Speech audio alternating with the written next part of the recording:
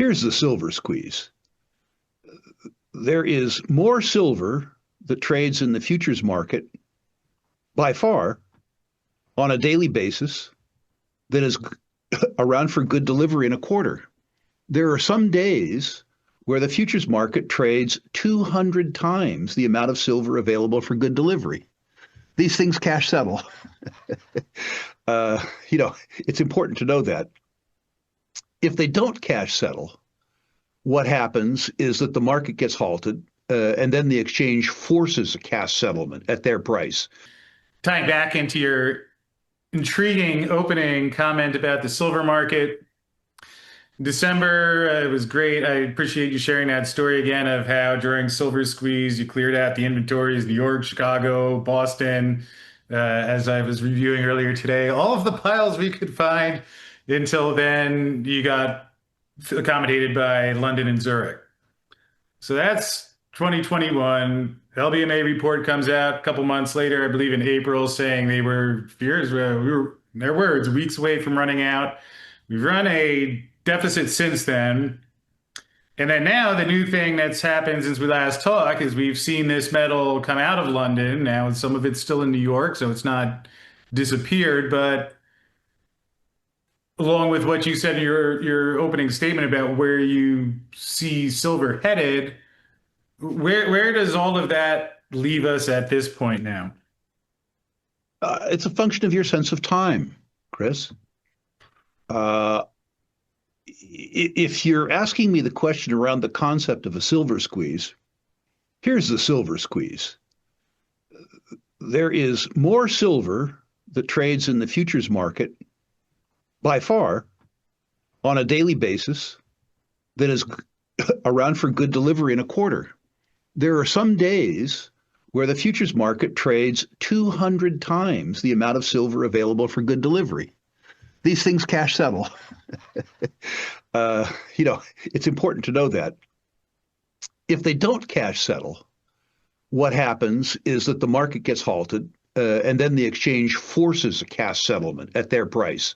But if you're looking for a place that a silver squeeze takes place, it's in the over-leveraged nature of the futures market.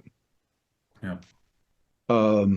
There are a lot of speculators who require immediate gratification. They carry about a 50-cent move in silver, and they actually believe that there is going to be a physical squeeze in silver that will force the institutions into the market in a big way. That won't happen.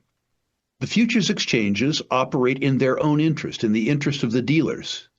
If there is an ugly, ugly, ugly silver squeeze, which I think they could be, they will do what they do with the tin market. They will halt the market and they will cash settle at a level they choose. You mean they'll screw their customers? Of course they will. That doesn't mean that there isn't a boatload of money to be made in the silver business. I've been around this business for a very long time. And a silver bull market is truly a wonderful thing to behold. But don't tell yourself, don't set an artificial timeline. Don't say, oh, for sure it has to happen by Thanksgiving. Why? The silver market doesn't care about your time preference at all. The silver market doesn't care about the stop date, the start date. They don't care. But in my experience, I've been through 3 silver bull markets. The first one was a 30-bagger, and the next 2 were each 10-baggers. Do I really care if it takes 2 years to get there? 3 years to get there? Put any discount you want in terms of the time value of money. Never mind a 10-bagger. A 3-bagger pays you a lot of rent. Yeah. And I think it's a probability as opposed to a possibility that we get a silver bull market, a silver breakout. Yeah, and I certainly agree with what you said about the timing there. And I think fortunately I can say I learned that one back in the teens. So I got a decade. Like I've learned that, the first couple of years before that were a little painful. Although, Rick, we just got the recent silver report, World Silver Survey. they showed 150 to 200 million ounce deficit, depending on if you include ETFs. Something I've been wondering about, let's say that there was some scenario where silver price goes to 50 or $60 in some manner that all the pools of capital and entrepreneurs and mining executives are not thinking, all right, it's going to go back down. But somehow, I don't know what scenario that could be. Let's assume it gets to that level and they think it's going to stay there. How much how much production do you think could be turned on just by the higher price alone? We'll leave aside the time gap, but Functionally, none. Uh, Silver mines are a fairly small component to silver production. right. The lowest cost production of silver is as an adjunct of mining for other metals. And it's important to remember in terms of the cost structure that silver miners pay to mine silver, but copper miners don't. They get it effectively for free out of the product stream.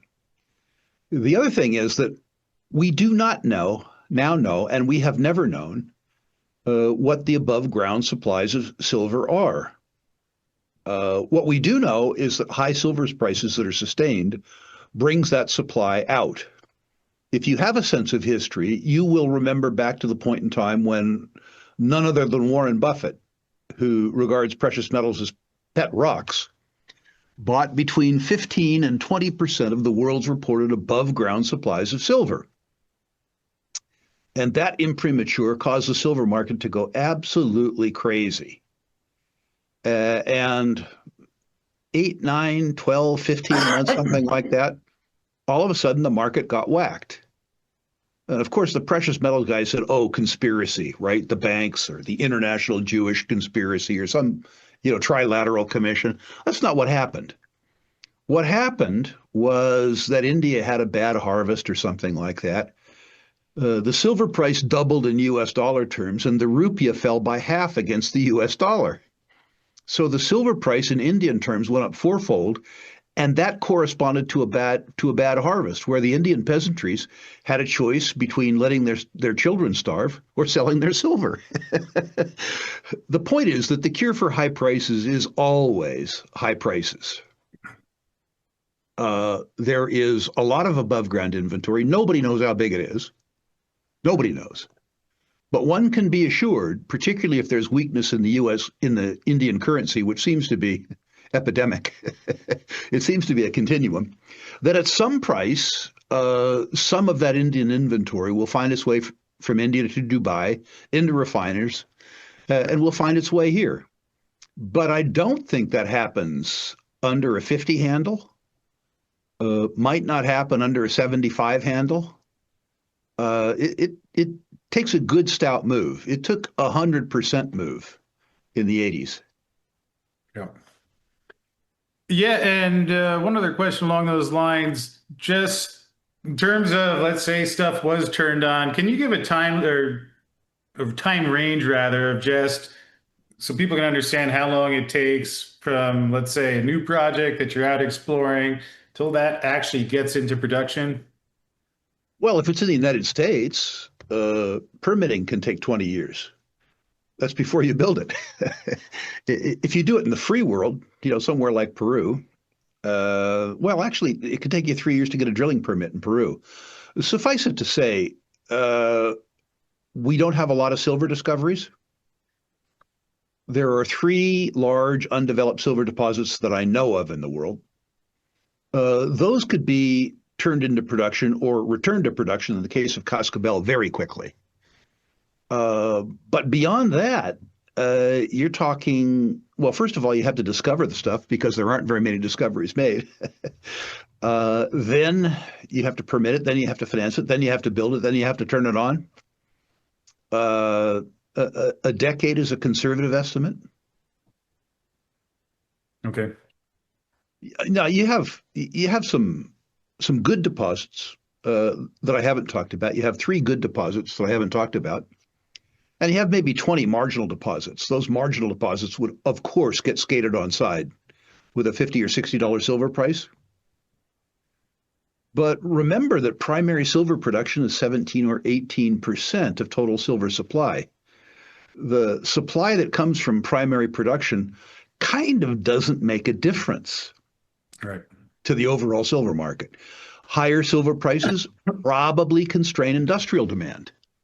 Using silver as a germicide, using silver as a water treatment mechanism, using silver for photovoltaic cells. If the price of silver doubles or triples, the fabricators find a way to use silver more efficiently.